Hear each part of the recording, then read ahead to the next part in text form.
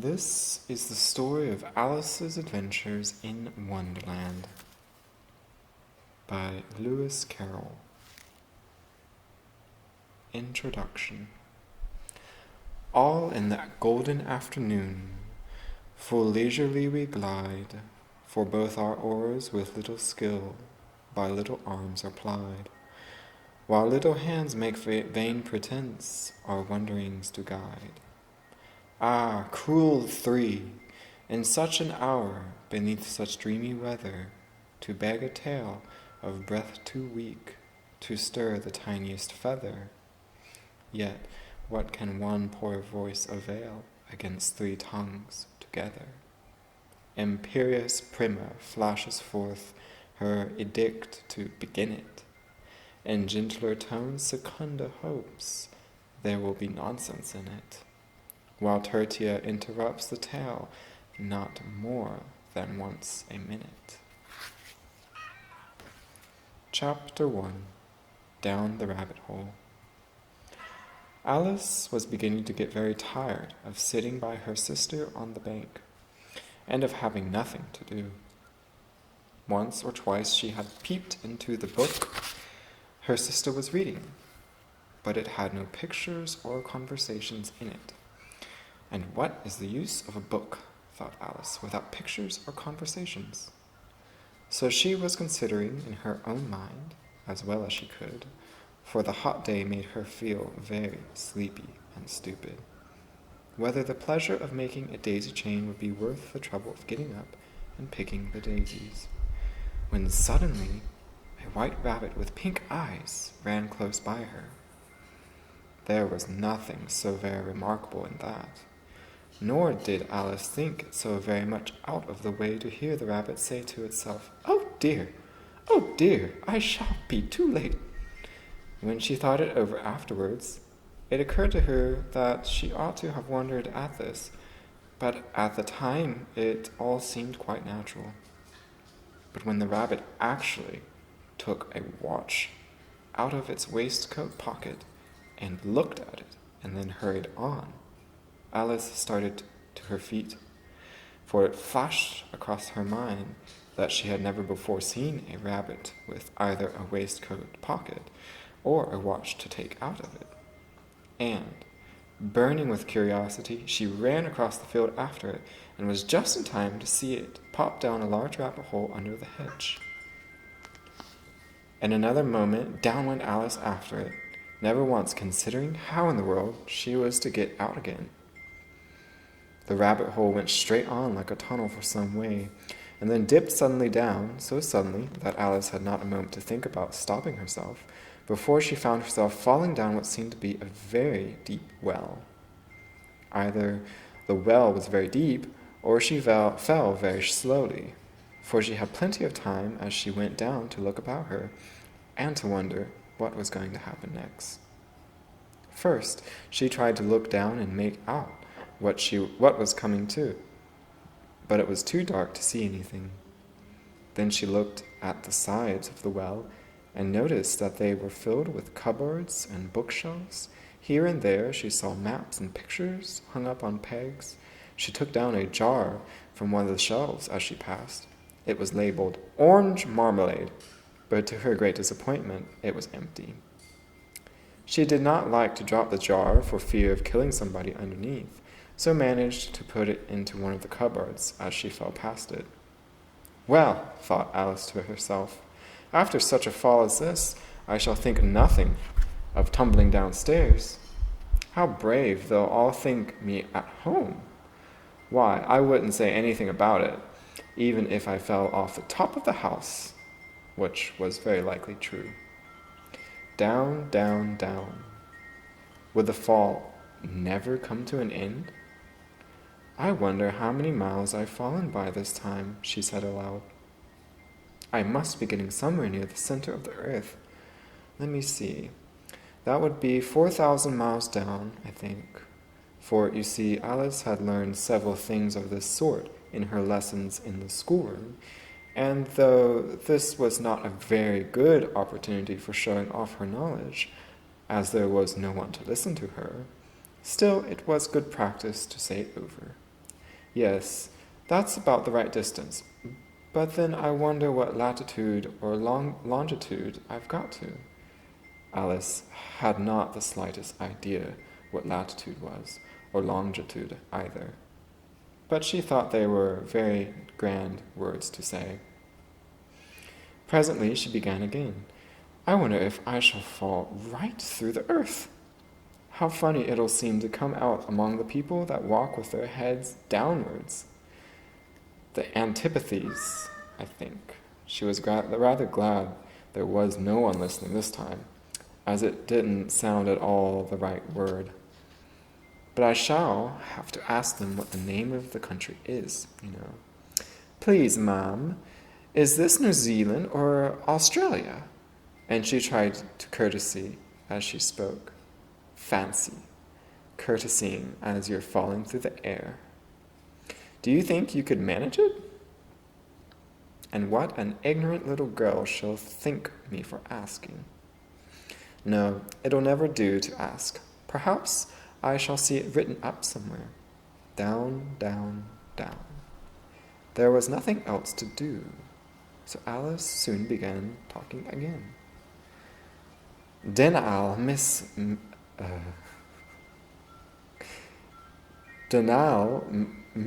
very much tonight, I should think. Dena'll miss me very much tonight, I should think. Dena was the cat. I hope they'll remember her saucer of milk at tea time. Dena, my dear, I wish you were here down with me. There are no mice in the air, I'm afraid, but you might catch a bat, and that's very like a mouse, you know. But do cats eat bats, I wonder? And here Alice began to get very sleepy, and went on saying to herself in a dreamy sort of way, do cats eat bats? Do cats eat bats? And sometimes, do bats eat cats? For, you see, as she couldn't answer either question, it didn't much matter which way she put it. She felt that she was dozing off, and had just begun to dream that she was walking hand in hand with Dana, and was saying to her very earnestly, Now, Dana, tell me the truth. Did you ever eat a bat? When suddenly, thump, thump, down she came upon a heap of sticks and dry leaves, and the fall was over. Alice was not a bit hurt, and she jumped up onto her feet in a moment. She looked up, but it was all dark overhead. Before her was another long passage, and the white rabbit was still in sight, hurrying down it. There was not a moment to be lost. Away went Alice like the wind, and was just in time to hear it say, as it turned a corner, Oh, my ears and whiskers, how late it's getting! She was close behind it when she turned the corner, but the rabbit was no longer to be seen. She found herself in a long, low hall, which was lit up by a row of lamps hanging from the roof. There were doors all around the hall, but they were all locked, and when Alice had been all the way down one side and up the other, trying every door, she walked sadly down the middle, wondering how she was ever to get out again. Suddenly, she came upon a little three-legged table, all made of solid glass. There was nothing on it but a tiny golden key, and Alice's first idea was that this might belong to one of the doors of the hall. But alas! Either the locks were too large or the key was too small. But at any rate it would not open any of them. However, on the second time round, she came upon a low curtain she had not noticed before, and behind it was a little door about 15 inches high. She tried the little golden key in the lock, and to her great delight, it fitted. Open the door Alice did, and found it led into a small passage, not much larger than a rabbit hole. She knelt down and looked along the passage into the loveliest garden you ever saw. How she longed to get out of that dark hall and wander among those beds of bright flowers and those cool fountains. But she could not even get her head through the doorway. And even if my head would go through, thought poor Alice, it would be of very little use without my shoulders. Oh, how I wish I could shut up like a telescope. I think I could, if only knew how to begin. For you see, so many out-of-the-way things had happened lately that Alice had begun to think that very few things indeed were really impossible. There seemed to be no use in waiting by the little door, so she went back to the table, half hoping she might find another key on it, or, at any rate, a book of rules for shutting people up like telescopes. This time she found a little bottle on it, which certainly was not here before, said Alice, and tied around the neck of the bottle was a paper label with the words, "Drink me," beautifully printed on it in large letters. It was all very well to say, "Drink me," but the wise little Alice was not going to do that in a hurry. "No, I'll look first," she said, "and see whether it's marked poison or not." For she had read several nice little stories about children who had got burned and eaten up by wild beasts and other unpleasant things, all because they would not remember the simple rules their friends had taught them, such as that a red-hot poker will burn you if you hold it too long, and that if you cut your finger very deeply with a knife, it usually bleeds. And she had never forgotten that if you drink much from a bottle marked poison, it is almost certain to disagree with you sooner or later. However, this bottle was not marked poison, so Alice ventured to taste it, and finding it very nice, it had, in fact, a sort of mixed flavor of cherry tart, custard, pineapple, roast turkey, toffee, and hot buttered toast. She very soon finished it off. "What a curious feeling," said Alice. "I must be shutting up like a telescope." And so it was indeed. She was now only 10 inches high, and her face brightened up at the thought that she was now the right size for going through the little door into that lovely garden. First, however, she waited for a few minutes to see if she was going to shrink any further. She felt a little nervous about this, for it might end, said Alice to herself, in my going out altogether like a candle. I wonder what I should be like then. And she tried to fancy what the flame of a candle looks like after the candle is blown out, for she could not remember ever having seen such a thing. After a while, finding that nothing more happened, she decided to go into the garden at once.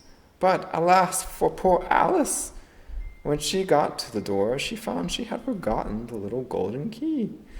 And when she went back to the table for it, she found she could not possibly reach it. She could see it quite plainly through the glass, and she tried her best to climb up one of the legs of the table, but it was too slippery.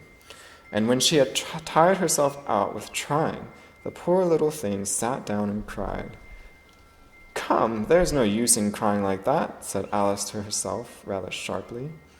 "I advise you to leave off this minute." She generally gave herself very good advice, though she very seldom followed it.